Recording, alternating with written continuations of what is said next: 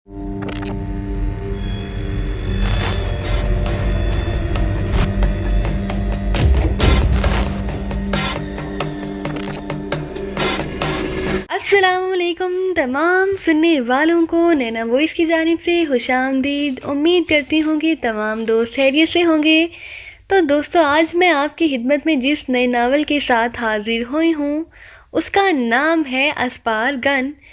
तो उसकी तरफ आने से पहले मेरी तमाम दोस्तों से गुजारिश है कि हमारे चैनल नैना वॉइस को कर दीजिए सब्सक्राइब, ताकि हमारे आने वाली हर वीडियो का नोटिफिकेशन आपको मिलता रहे। तो चलिए अस्पार गन की शुरुआत करते हैं। टॉप एजेंटों के सीने में छुपे हुए राज ही उसका असासा होते हैं। जब वो राज दूसरों के सामने अफशा हो जाएं, तो फिर टॉप एजेंट के पास बाकी रह ही क्या जाता है। तो मुझे गोली मार दो, शिकस्त और नाकामी के इस एहसास के साथ मैं जिंदा नहीं रहना चाहता। मार दो मुझे, अभी मार दो। स्टीफन ने गुस्से और बेबसी की आलम में बुरी तरह से सर मारते हुए कहा, मुझे अस्पारगन हेडक्वार्टर का पता बता दो तो मैं तुम्हारी ये ख्वाहिश भी पूरी कर दूंगा। इमरान ने स्पार्ट लहजे में कहा, ओहो, तो क्या तुम समझते हो कि मैं तुम्हें हेडक्वार्टर का पता बता दूंगा, वो भी इतनी आसानी से? स्टीफन ने गर्रा कर कहा, तुम आसानी से बताओगे या मुश्किल से, मैं ये तो नहीं जानता, लेकिन मुझे यकीन है कि तुम मुझे हेडक्वार्टर का पता ज़रूर बताओगे। इमरान ने कहा, भूल है तुम्हारी, मैं मर तो सकता हूँ लेकिन अपने मुल्क और अपनी एजेंसी से गद्दारी नहीं कर सकता, समझे तुम? स्टीफन ने गुस्से से चीखते हुए कहा, मुझ में समझने की सलाहियत नहीं है। ये मेरी साथी कहती है कि मैं नासमझ हूँ, जो आज तक उसे और उसके जज्बात को नहीं समझ सका, तो फिर मैं भला तुम्हारी बातें आसानी से कैसे समझ सकता हूँ? इमरान ने मुस्कुराते हुए कहा, जब तुम्हें सारी हकीकत का पता चल चुका है, ये लड़की भी तुम्हारे पास है, अब तक उसने यकीनन तुम्हें वो माइक्रो फिल्म भी दे दी होगी जिसमें टीबीएम फार्मूला मौजूद है, फिर तुम मुझसे हेडक्वार्टर का पता क्यों पूछ रहे हो? अस्पारगन हेडक्वार्टर से तुम्हारा क्या काम? स्टीफन ने कहा, बताता हूँ, तुम जिस फार्मूले को उस लड़के से हासिल करने के लिए आए थे, वो फार्मूला तुम्हारी मंगेतर डिशा तुमसे पहले हासिल करके एक्रीमिया वापस पहुँच गई है। इमरान ने कहा तो स्टीफन बुरी तरह से चौंक पड़ा। डिशा? क्या मतलब, डिशा का यहाँ क्या काम? स्टीफन ने हैरत भरे लहजे में कहा, तुम्हारे जहन को खंगालने से मुझे पता चला है कि तुम वाकई इस बात से अनजान थे कि तुम्हारे पीछे डिशा भी यहाँ मौजूद थी। वो ना सिर्फ तुम्हारी निगरानी कर रही थी, बल्कि तुम्हारी तरह वो भी इस फार्मूले की माइक्रो फिल्म तलाश कर रही थी। तुमसे पहले वो डॉक्टर इब्राहिम तक पहुँच गई, जिसके पास डॉक्टर रुखसार ने फार्मूले वाली फिल्म अमानतन रखवाई थी। उसने फार्मूला हासिल किया और यहाँ से फ़ौरन निकल गई। इमरान ने मुँह बनाकर कहा, ये कैसे हो सकता है? डिशा अगर पाकिस्तान में होती तो उसे मुझसे छुपने की क्या ज़रूरत थी? वो जो भी करती मुझे बता कर करती, और ग्रैंड मास्टर ने मुझे अकेला इस मिशन पर भेजा था। डिशा तो छुट्टी पर थी और वो स्विट्ज़रलैंड गई थी। मेरी उससे बात भी हुई है और मैंने उसकी लोकेशन चेक की थी, वो स्विट्ज़रलैंड में ही मौजूद थी। स्टीफन ने हैरत ज़दा लहजे में कहा, मैंने तुम्हारे साथ गेम खेली है स्टीफन। उसने यकीनन कंप्यूटराइज्ड टेक्नोलॉजी का इस्तेमाल किया होगा। यहाँ मौजूद होने के बावजूद उसने तुम पर यही जाहिर किया कि वो स्विट्ज़रलैंड में मौजूद है, जबकि ऐसा नहीं था। तुमसे ज़्यादा वो फाल थी और डॉक्टर रुखसार के बारे में मालूमात हासिल करके वो हर उस जगह पहुँच गई जहाँ से डॉक्टर रुखसार होकर पाकिस्तान पहुँची थी। उसने सुराग लगाया और फिर डॉक्टर इब्राहिम तक पहुंच गई। उसने डॉक्टर इब्राहिम और उसकी फैमिली को जुल्म का निशाना बनाया और उससे माइक्रो फिल्म हासिल की और यहाँ से निकल गई। इमरान ने कहा, मैं तुम्हारी इन बातों पर क्यों यकीन करूं? तुम मुझसे झूठ भी तो बोल सकते हो। स्टीफन ने गर्रा कर कहा, अगर तुम मुझे बाखूबी जानते हो तो फिर तुम्हें पता होना चाहिए कि मैं झूठ नहीं बोलता और ना ही मुझे उसकी ज़रूरत है। इमरान ने मुँह बनाकर कहा, तो फिर तुम्हें डिशा के बारे में ये सब कैसे पता चला? स्टीफन ने कहा, उसके लहजे में हैरत थी। तुमसे मालूमात हासिल करने के बाद हम डॉक्टर रुखसार को होश में लाए तो उसने हमें सब कुछ बता दिया। डॉक्टर इब्राहिम का पता चलते ही हम उसकी तरफ रवाना हो गए। डॉक्टर इब्राहिम के घर में सीसीटीवी कैमरे लगे हुए थे। उन कैमरों में डिशा की फुटेज आ गई थी। उन तस्वीर को प्रिंट कराया गया और फिर हमने मास्टर कंप्यूटर टेक्नोलॉजी का इस्तेमाल किया तो हमारे सामने डिशा का असल चेहरा आ गया। उसके बारे में हमने फौरी तौर पर एक्रीमिया में मौजूद फॉरेन एजेंटों से राब्ता किया। उन एजेंटों ने तेज़ रफ्तारी से काम करते हुए मालूम कर लिया कि डिशा वापस एक्रीमिया पहुंच चुकी है। उसने डॉक्टर इब्राहिम और उसकी फैमिली के साथ क्या सलूक किया था और उसे फार्मूले की फ़िल्म कैसे हासिल की थी और उसकी तफसीलात हमारे पास मौजूद हैं। इमरान ने जवाब दिया, اوہو، تو تم مجھ سے ہیڈ کوارٹر کے بارے میں اس لیے پوچھ رہے ہو کہ تم وہاں جا کر فلم واپس حاصل کر سکو؟ اسٹیفن نے منہ بنا کر کہا۔ ہاں، یہ فارمولہ پاکیزہ کے لیے ہے، اور اس کے لیے ڈاکٹر رخسار اور اس کے والد نے بے حد تکلیفیں اٹھائی ہیں، اور ہماری معلومات کے مطابق ڈاکٹر رخسار کے والد ڈاکٹر حسن درانی کو بھی ہلاک کر دیا گیا ہے۔ انہوں نے پاکیزہ کے لیے جو تکالیف اٹھائی ہیں اور فارمولے کو پاکیزہ لانے کے لیے جتنے بھی جتن کیے ہیں، ہم انہیں رائے گاہ نہیں جانے دیں گے۔ فارمولہ پاکیزہ کے لیے بنایا گیا تھا، اس لیے اس فارمولے کو عملی شکل دینا پاکیزہ کا ہی حق ہے، اور میں اس فارمولے کو پاکیزہ واپس لانا چاہتا ہوں، اور میں ایسا ہر صورت میں کروں گا، عمران نے کہا۔ تو چند لمحے اسٹیفن اس کی طرف غور سے دیکھتا رہا، پھر وہ بے اختیار ہنس پڑا۔ پاکیزہ نے اگر فلم حاصل کر لی ہے تو اس نے یقیناً وہ فلم اب تک گرینڈ ماسٹر کو پہنچا دی ہوگی، اور گرینڈ ماسٹر اصل میں کون ہے اس کے بارے میں کوئی نہیں جانتا، نہ میں اور نہ ہی ڈشا یا اسپارگن کا کوئی اور ایجنٹ۔ اسٹیفن نے ہنستے ہوئے کہا۔ کیا مطلب؟ عمران نے چونک کر کہا۔ تم مجھ سے ہیڈ کوارٹر کے بارے میں پوچھنا چاہتے ہو نا؟ تو سنو، اسپارگن کا کوئی ہیڈ کوارٹر ہے ہی نہیں۔ اسپارگن کے چیف گرینڈ ماسٹر کے ایک نہیں ہزاروں روپ ہیں، وہ کبھی کسی روپ میں ہوتا ہے اور کبھی کسی۔ کب وہ کہاں ہوتا ہے وہ کوئی بندہ اس کے بارے میں نہیں جانتا، وہ ہمیشہ خفیہ رہتا ہے، اور جب بھی ہمارے سامنے آتا ہے نئے اور الگ روپ میں آتا ہے۔ ہمارے پاس اس کا کوئی رابطہ نمبر نہیں ہے، لیکن وہ ہم سب سے رابطہ رکھتا ہے، اور ضرورت پڑنے پر وہ ہمارے پاس نہیں آتا بلکہ ہمیں کال کر کے بلاتا ہے۔ ہمیں بلانے کے لیے وہ کسی جگہ کا انتخاب کر لیتا ہے، ہم اس کے بتائے ہوئے پتے پر پہنچ جاتے ہیں، اور پھر وہ ہم سے نئے روپ میں ملتا ہے اور ہمیں ہدایات دیتا ہے، اور ہم اس کا ہر حکم بجا لاتے ہیں، اسٹیفن نے کہا۔ تو تم یہ کہنا چاہتے ہو کہ اسپارگن کا کوئی مستقل ہیڈ کوارٹر نہیں؟ عمران نے اس کی طرف غور سے دیکھتے ہوئے کہا۔ ہاں، گرینڈ ماسٹر جس جگہ ہوتا ہے وہی اس کا ہیڈ کوارٹر بن جاتا ہے، اور پھر وہ جب چلا جاتا ہے تو سب کچھ ختم ہو جاتا ہے، اسٹیفن نے جواب دیا۔ اسی لیے آج تک اس کے بارے میں کسی کو کچھ پتہ نہیں چل سکا کہ وہ کون ہے اور اس کا اصل ٹھکانہ کون سا ہے، عمران نے بڑبڑاتے ہوئے کہا۔ ہاں، یہی اس کی کامیابی کا راز بھی ہے، اسٹیفن نے جواب دیا۔ ضرورت پڑنے پر اگر تمہیں، میرا مطلب ہے اسپارگن کے کسی ایجنٹ کو اس سے بات کرنی ہو تو، عمران نے کہا۔ ہم اسپارگن کے ایجنٹ ہیں، اور اسپارگن کے چیف کو ہر بات کا علم ہوتا ہے کہ ہم کہاں ہیں اور کیا کر رہے ہیں۔ وہ ہمیں جب چاہے جہاں چاہے مانیٹر کر سکتا ہے۔ اس نے ہمارے جسموں میں SS3 چپ لگائی ہوئی ہے، اس چپ سے وہ ہمارے نمبر بھی ٹریس کر لیتا ہے اور ہماری لوکیشن بھی، اس طرح اسے ہم سے رابطہ کرنے میں کوئی مسئلہ نہیں ہوتا، اسٹیفن نے کہا۔ ہاں، یہ بات سچ ہے، میں نے چیک کیا ہے، واقعی تمہاری جسم میں SS3 چپ لگی ہوئی ہے۔ میں نے اسے چھیڑنے اور تمہارے جسم سے نکالنے کی کوشش نہیں کی، کیونکہ یہ تمہارا اور اسپارگن کا معاملہ ہے، لیکن تم بے فکر رہو، یہاں ایسے انتظامات ہیں کہ اسپارگن تمہاری اس چپ کو نہ تو ہٹ کر سکتا ہے اور نہ ہی اسے چیک کر سکتا ہے۔ اس وقت تمہیں مانیٹر کرنے والے کی آنکھوں کے سامنے سوائے اندھیرے کی اور کچھ نہیں ہوگا، عمران نے کہا۔ کیا مطلب؟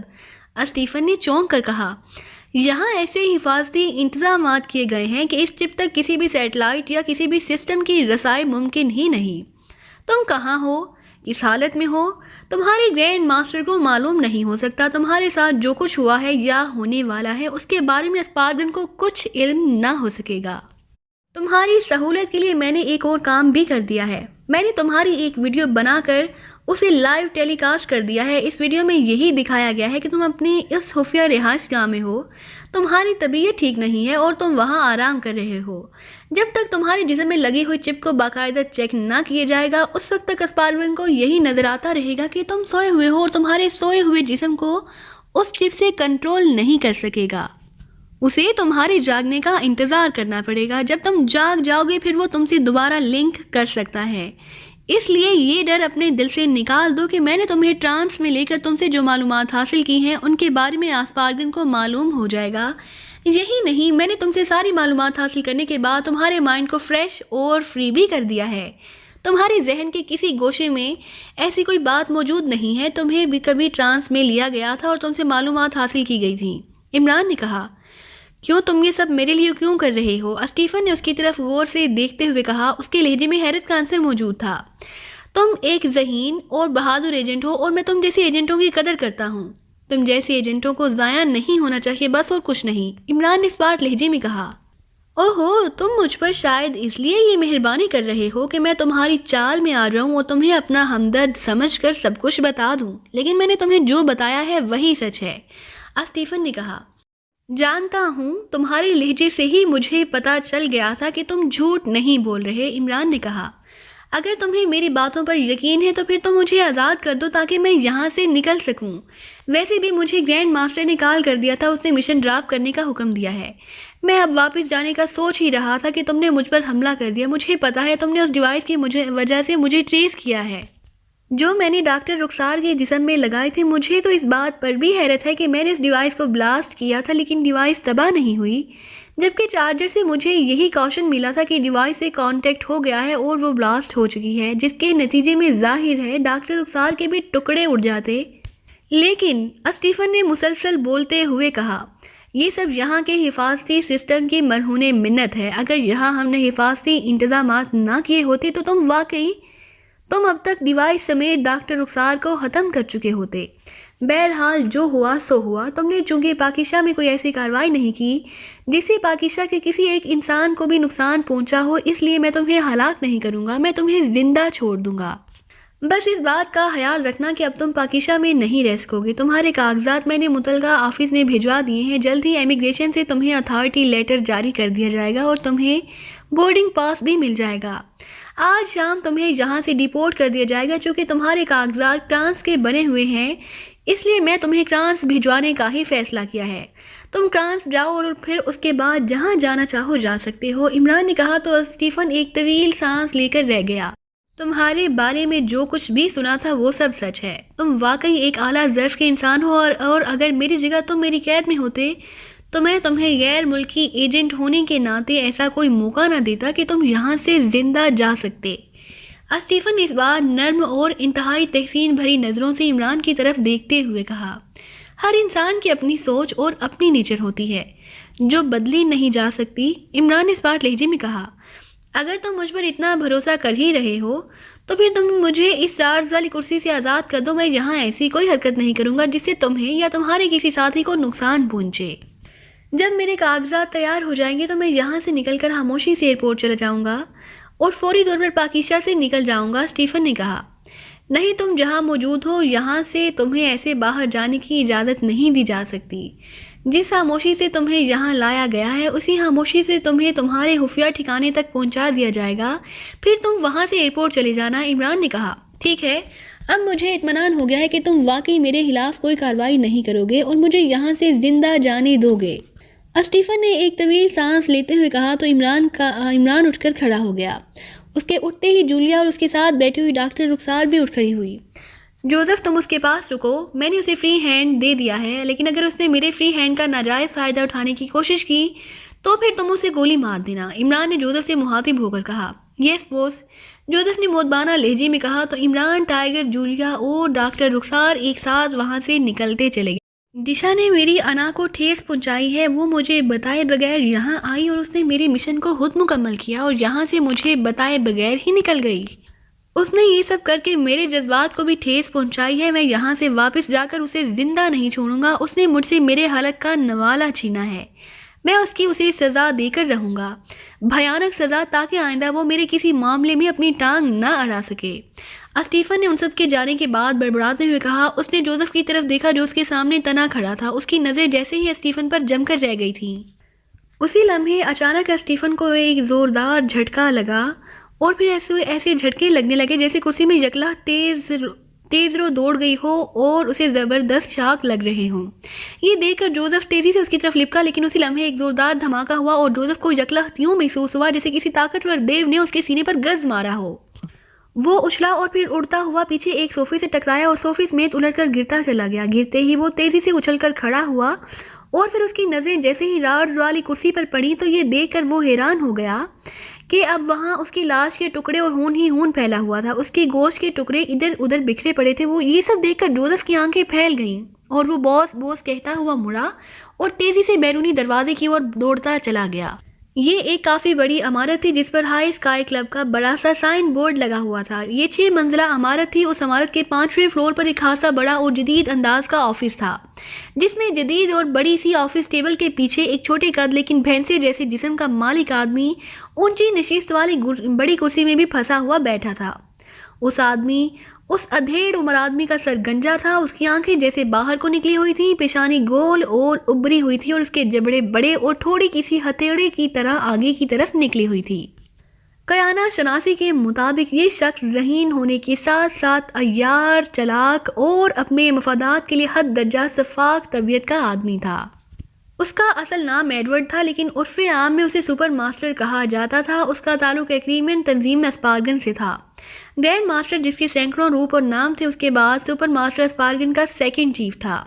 اسپارگن کا چیف گرینڈ ماسٹر مین اور ٹاپ ایجنٹوں کو کنٹرول کرتا تھا اور سپر ماسٹر اسپارگن کے دوسرے سیکشنوں کو ایجنٹوں کو کنٹرول کرتا تھا، جن میں فارن ایجنٹس بھی شامل تھے۔ یہ کلب سپر ماسٹر کا ایک خصوصی ہیڈ کوارٹر تھا جہاں وہ عام بدماشوں کی طرح ہر قسم کے غیر قانونی دھندے کرتا تھا۔ محسوس ایجنٹوں کے سوا کوئی نہیں جانتا تھا کہ اس کا تعلق اسپارگن جیسی طاقتور اور خوفناک تنظیم سے ہے۔ سپر ماسٹر کا یہ سیکشن ایک الگ سیکشن تھا جسے ڈارک سیکشن کہا جاتا تھا۔ گرینڈ ماسٹر سپر ماسٹر سے ہر بات شیئر کرتا تھا اور اسے ہمیشہ ساتھ لے کر چلتا تھا۔ اس سیکشن کے بارے میں سوائے گرینڈ ماسٹر کے کوئی نہیں جانتا تھا اور نہ ہی گرینڈ ماسٹر نے اپنے ٹاپ ایجنٹوں کو اس سیکشن کے بارے میں کچھ بتایا تھا۔ لیکن ڈارک سیکشن میں چند ایسے ایجنٹ بھی موجود تھے جو گرینڈ ماسٹر سے براہ راست رابطہ کرتے ہوں اور سپر ماسٹر کے ساتھ ساتھ وہ گرینڈ ماسٹر کے احکامات پر بھی عمل کرتے تھے۔ ان ایجنٹوں کو اسپیشل ایجنٹ کہا جاتا تھا۔ سپر ماسٹر کے سامنے ایک فائل کھلی ہوئی تھی اور وہ اس فائل کو اس طرح پڑھنے میں مصروف تھا جیسے اس ساری فائل کو وہ زبانی یاد کر کے ہمیشہ کے لیے ذہن نشین کر لینا چاہتا ہو۔ یہ ایکریمیا کے دارالحکومت کے شمال مشرق میں دارالحکومت سے تقریباً 400 کلومیٹر کے فاصلے پر ایک چھوٹا سا علاقہ تھا جسے راپاک جوڑ کہا جاتا تھا۔ یہ علاقہ زیادہ بڑا نہ تھا لیکن یہاں چونکہ آثار قدیمہ کے سلسلے کی چند چیزیں اور قدیم کھنڈرات موجود تھے، اس لیے یہاں دارالحکومت سے سیاح کافی تعداد میں آتے جاتے رہتے تھے۔ اس لیے اس علاقے میں سیاحوں کے لیے معیاری ہوٹل، کلب اور جوئے خانے بھی موجود تھے۔ گو ان کی تعداد خاصی کم تھی لیکن جو بھی تھے وہ بہرحال معیاری تھے، اس لیے یہاں سیاحوں کی تعداد میں کسی بھی موسم میں کمی واقع نہ ہوتی تھی۔ سپر ماسٹر کے سامنے جو فائل تھی اس میں ایک ہی کمپیوٹر پیپر لگا ہوا تھا اور اس پیپر پر موجود تحریر کو غور سے پڑھا جا سکتا تھا۔ وہ ایک ہی صفحے کو نہ جانے کتنی مرتبہ پڑھ چکا تھا مگر اس کے باوجود وہ اسے مسلسل اور بار بار پڑھے چلے جا رہا تھا کہ اس کے پاس پڑے ہوئے 2 رنگوں کے فون سیٹس میں سے سفید رنگ کے فون کی مترنم گھنٹی بج اٹھی تو اس نے چونک کر فون کی طرف دیکھا اور ہاتھ بڑھا کر ریسیور اٹھا لیا۔ یس، سپر ماسٹر نے ریسیور کان سے لگاتے ہوئے کہا اور اس کی آواز بے حد بھاری اور کرخت تھی۔ کارڈر فوری ملاقات چاہتا ہے ماسٹر۔ دوسری طرف سے انتہائی مودبانہ لہجے میں کہا گیا، بھیج دو، سپر ماسٹر نے کہا اور اس کے ساتھ ہی اس نے ریسیور رکھا اور پھر فائل بند کر کے اس نے ایک طرف رکھی ہوئی ٹرے میں اچھال دی۔ تھوڑی دیر بعد دروازہ کھلا اور ایک وجیہہ نوجوان اندر داخل ہوا۔ اس نے ڈارک براؤن کلر کا سوٹ پہنا تھا، بال سنہری اور گھنگریالے تھے۔ چہرے کی نقوش کے لحاظ سے وہ کوئی یونانی نژاد لگتا تھا۔ بیٹھو کارڈر، سپر ماسٹر نے کہا۔ تھینک یو سپر ماسٹر، کارڈر نے کہا اور میز کی دوسری طرف کرسی پر مودبانہ انداز میں بیٹھ گیا۔ ہاں بولو، کیا رپورٹ ہے؟ سپر ماسٹر نے کہا۔ سپر ماسٹر گرینڈ ماسٹر کے کہنے کے مطابق پاکیزہ میں ہمارا مشن ادھورا رہ گیا ہے، کارڈر نے کہا تو سپر ماسٹر چونک پڑا۔ اس کے چہرے پر حیرت کے ساتھ ساتھ غصے کے تاثرات ابھر آئے تھے۔ تفصیل بتاؤ، سپر ماسٹر نے گرراتے ہوئے لہجے میں کہا۔ سپر ماسٹر گرینڈ ماسٹر نے مشن مکمل کرنے کے لیے ٹاپ ایجنٹ اسٹیفن کو پاکیزہ بھیجا تھا، جس کا مشن ڈاکٹر رخسار کا سراغ لگانے اور اس سے ٹی بی ایم فارمولے کی مائکرو فلم حاصل کرنا تھا۔ وہ اپنا کام ٹھیک طریقے اور ڈھنگ سے کر رہا تھا لیکن اس کے کام کرنے کی رفتار بے حد سست تھی۔ اسٹیفن کی ایک منگیتر دشا ہے جو ہر مشن میں اسٹیفن کے ساتھ ہوتی ہے، لیکن اس بار گرینڈ ماسٹر نے اسے اسٹیفن کے ساتھ نہ بھیجا تھا۔ جس کا دشا کو شدید رنج تھا وہ ایک شکی مزاج عورت ہے جو اسٹیفن کو اکیلے نہیں چھوڑنا چاہتی، اس لیے اس نے گرینڈ ماسٹر سے کچھ عرصے کے لیے رخصت لی اور پھر وہ گرینڈ ماسٹر کو سوئٹزرلینڈ کا بتا کر چلی گئی۔ لیکن اس نے گرینڈ ماسٹر سے جھوٹ بولا، وہ سوئٹزرلینڈ نہیں گئی تھی بلکہ وہ اسٹیفن کے پیچھے پاکیزہ گئی تھی، کارڈر نے کہا اور پھر اس نے سپر ماسٹر کو ساری تفصیل بتا دی۔ اوہ، تو یہ ساری تفصیل تمہیں کیسے معلوم ہوئی؟ سپر ماسٹر نے ہونٹ کاٹتے ہوئے کہا۔ گرینڈ ماسٹر نے اسٹیفن کو کال کر کے اسے مشن ڈراپ کرنے کے لیے واپس آنے کا کہا تھا، لیکن اسٹیفن کا کہنا تھا کہ اسے چند نجی کام ہے، وہ 1-2 روز میں اپنے کام مکمل کر کے واپس آ جائے گا۔ 2 روز بعد چیف نے مجھے حکم دیا کہ میں آپریٹنگ مشین سے اسٹیفن کو سرچ کروں۔ جب میں نے اسٹیفن کو ٹریک کر کے اسے سرچ کرنا شروع کیا تو آپریٹنگ مشین نے مجھے ایسا کاشن دینا شروع کر دی جسے اس مشین میں گڑبڑ ہو گئی ہو یا پھر اسٹیفن اس مشین کی رینج سے باہر نکل گیا ہو۔ تھوڑی سی کوشش کے بعد میں نے مشین کا فالٹ ختم کیا اور اسٹیفن کے جسم میں لگی ہوئی چپ کو لنک کیا۔ لنکنگ مشین سے پتہ چلا کہ اسٹیفن کی طبیعت ٹھیک نہیں ہے اور اپنے خفیہ ٹھکانے پر گہری نیند سویا ہوا ہے۔ اسے سویا ہوا دیکھ کر میں رک گیا اور اس کے جاگنے کا انتظار کرنے لگا، لیکن جب کافی دیر گزر گئی اور وہ نہ جاگا تو میں نے اس کے جسم میں موجود SS3 چپ کو لنک کر کے اسٹیفن کو ہلکا سا شاک دینے کی کوشش کی تاکہ شاک لگتے ہی وہ جاگ جائے، لیکن اسے نہ تو کوئی شاک لگا اور میں بے حد حیران ہوا۔ میں نے اسے بار بار شاک دیا لیکن اس پر کسی شاک کا کوئی اثر نہ ہو رہا تھا۔ میں نے مشین کو ڈبل لنک کیا اور پھر اسے چپ کا ڈیٹا نکالنا شروع کر دیا۔ جب چپ کا سارا ڈیٹا نکلا تو مجھ پر حیرت انگیز انکشاف ہوا۔ ڈیٹا سے پتہ چلا کہ مشین کی اسکرین پر جو اسٹیفن دکھائی دے رہا ہے وہ اصل اسٹیفن نہیں ہے، بلکہ اس کی ویڈیو فوٹیج ہے جسے ایک مشین سے لنک کر کے چلایا جا رہا ہے تاکہ ہم جب بھی اسے چیک کریں تو ہم یہ دیکھ کر مطمئن ہو جائیں کہ وہ سویا ہوا ہے۔ ڈیٹا کے مطابق اسٹیفن اپنے محسوس ٹھکانے پر نہیں تھا بلکہ وہ کہیں اور موجود تھا۔ وہ جگہ کہاں ہے اور اس کے بارے میں ڈیٹا میں کوئی ریکارڈ موجود نہ تھا۔ البتہ ڈیٹا سے یہ ضرور پتہ چل گیا کہ اسٹیفن جس رہائش گاہ میں موجود ہے وہاں اس پر لاکٹل گیس فائر کی گئی تھی جس سے وہ فوراً بے ہوش ہو گیا تھا اور پھر اسے بے ہوشی کے دوران ہی اغوا کر لیا گیا۔ چونکہ نیند اور بے ہوشی کی حالت میں SS3 ڈیوائس کام کرنا بند کر دیتی ہے، اس لیے مزید ڈیٹا موجود نہ تھا جس سے یہ پتہ چل سکتا کہ اسے اغوا کرنے والے کون تھے اور وہ اسے کہاں لے گئے تھے۔ میں نے اسٹیفن کو ٹریس کرنے کی ہر ممکن کوشش کی لیکن کامیابی نہ ملی تو مجھے مجبوراً اسٹیفن کے دل کے پاس لگی ہوئی P1 چپ کو لنک کرنا پڑا۔ اس چپ کے بارے میں اسٹیفن بھی نہیں جانتا۔ یہ چپ اسی صورت میں لنک کی جاتی ہے جب SS3 ڈیوائس کسی وجہ سے کام کرنا چھوڑ دے یا کسی ہیوی حفاظتی سسٹم کی وجہ سے بلاکڈ ہو جائے۔ P1 چپ کو کوئی سسٹم کوئی حفاظتی اثار نہیں روک سکتا۔ اس چپ سے فوری طور پر ڈبل سیٹلائٹ سسٹم سے رابطہ کیا جا سکتا ہے اور SS3 چپ کی طرح اس چپ سے بھی ہر قسم کا ڈیٹا حاصل کیا جا سکتا ہے اور اسے کنٹرول کیا جا سکتا ہے۔ جب میں نے P1 چپ سے لنک کیا تو یہ دیکھ کر حیران رہ گیا کہ اسٹیفن ایک بڑے سے کمرے میں راڈز والی کرسی پر جکڑا ہوا تھا اور اس کے سامنے ایک سیاہ فام دیو کھڑا تھا جس کے پہلوؤں میں بھاری ریوالور لٹکے ہوئے تھے۔ میں نے ارد گرد کا ماحول چیک کیا، وہ کوئی بڑا ٹارچر روم دکھائی دے رہا تھا۔ میں نے فوری طور پر اسٹیفن کے دماغ سے رابطہ کیا اور پھر جب میں نے اس کے دماغ سے جھانکا تو مجھے کچھ چند ایسی باتوں کا پتہ چلا جس نے میرے ہوش اڑا دیے۔ مجھے فوراً گرینڈ ماسٹر سے رابطہ کرنا پڑا اور گرینڈ ماسٹر نے مجھے فوری طور پر اسٹیفن کو آف کرنے کا حکم دے دیا۔ چنانچہ میں نے گرینڈ ماسٹر کے حکم پر عمل کرتے ہوئے ڈبل چارجر آن کیا اور اسٹیفن کے جسم میں موجود دونوں ڈیوائس ایک ساتھ بلاسٹ کر دی جس سے اس کا جسم ٹکڑے ٹکڑے ہو گیا۔ کارٹر نے جواب دیتے ہوئے کہا، کیا تھا اس کے ذہن میں؟ سپر ماسٹر نے کہا، اس کے ذہن کے مطابق وہ پاکیزہ سیکرٹ سروس کے کسی ہیڈ کوارٹر میں قید ہے۔ عمران نے اسے خطرناک ڈرگز دیا تھا جس سے وہ جسمانی اور ذہنی طور پر کمزور ہو گیا تھا۔ اس کا مائنڈ کمزور کر کے عمران نے اس کا مائنڈ کنٹرول کیا اور پھر اسے اپنے ٹرانس میں لے کر اس کے بارے میں اور اسپارگن کے بارے میں ساری تفصیلات حاصل کر لی۔ عمران کو اس نے یہ بھی بتایا کہ وہ پاکیزہ میں کسی مشن پر گیا تھا اور اس کا مشن اس کے منگیتر ڈشا نے پورا کر لیا تھا اور وہ مائکرو فلم لے کر واقعی ایکریمیا چلی گئی تھی۔ کارڈر نے جواب دیا، اور یہ عمران کیا اتنا خطرناک انسان ہے کہ اس نے اسٹیفن جیسے ٹاپ ایجنٹ کو اتنی آسانی سے قابو بھی کر لیا اور اس کا مائنڈ ٹرانس میں لے کر اسے سب کچھ معلوم کر لیا؟ سپر ماسٹر نے چونکتے ہوئے کہا، یہ سپر ماسٹر وہ دنیا کا خطرناک ترین ایجنٹ ہے، ایک ایسا ایجنٹ جس کے سامنے شاید ہی دنیا کا کوئی دوسرا ایجنٹ ٹھہر سکتا ہو۔ کارٹر نے کہا، اوہو، تو کیا اسٹیفن نے عمران کے سامنے سب کچھ اگل دیا تھا؟ سپر ماسٹر نے گررا کر کہا، یس سپر ماسٹر، لیکن اس کا مائنڈ چونکہ اسپارگن کے سیکرٹس اور ہیڈ کوارٹر کے لیے لاکڈ کیا گیا تھا، اس لیے عمران اس کے دماغ سے اسپارگن کے سیکرٹ حاصل نہ کر سکا۔ اس کے علاوہ اس کے دماغ میں جو کچھ بھی تھا عمران پر وہ سب کچھ واضح ہو گیا۔ خاص طور پر اسے TPM فارمولے کی ساری حقیقت کا علم ہو چکا ہے، اس لیے گرینڈ ماسٹر کے حکم پر مجھے اسے ہلاک کرنا پڑا۔ کارڈر نے کہا، تم اس مشن کے بارے میں بتا رہے تھے کہ وہ مکمل نہیں ہوا، کیوں؟ سپر ماسٹر نے پوچھا۔